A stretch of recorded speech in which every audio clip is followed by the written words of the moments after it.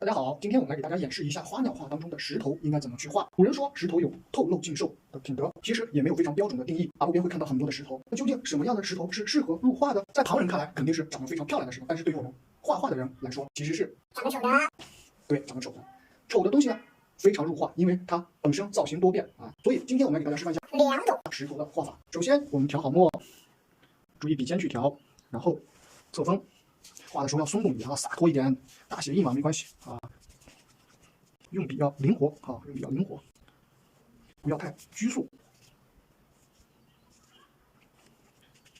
稍微给它冲擦一下，然后再用稍淡的墨在这个石头后面给它画一块石头，让它的层次空间更清楚一些。然后我们可以在上面稍微给它冲一点肌理出来，石头表面粗糙的感觉画一下。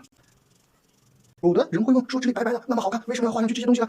是因为我们古人说石分三面，树分四肢，所以石头也有阴阳相背，对吧？它正面、侧面、上面、顶面，它是一个有体积、有空间的东西，所以画的时候要注意1、2、3三个面的转折关系。那这样画好了，我在上面点上一些抬点，姿势听说了要有聚散，要有聚散，点上抬点，这样就可以了。那你也可以在这个位置呢，等它半干的时候再泼一些颜色，这样可能会更好看。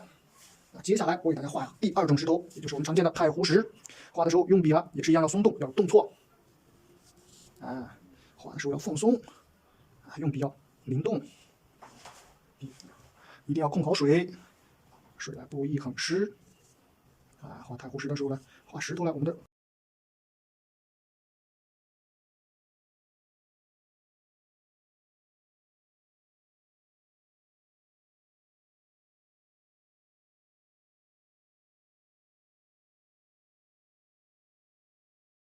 是一样的，给它冲一点。然后上面可以用一点点稍淡一点的墨，给它稍微带一点。下面呢也给它做一点淡墨。那这样2种石头就画完了，给它用抬点去补一下它的缺点啊，就补一下。这样点一下，这样点一下就可以了。这2种石头是不是特别简单？大家画的时候一定要注意你笔头上面的变化啊，然后画的时候用笔要松动灵活一点，然后要有动错，要有提按、转折这些。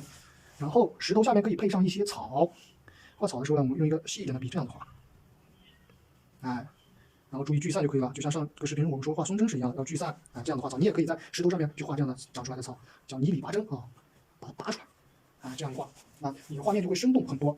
好了，今天这个视频就给大家分享到这里了，欢迎大家评论和转发。如果大家有更好的方法，可以在评论区留言，我们共同探讨，共同进步。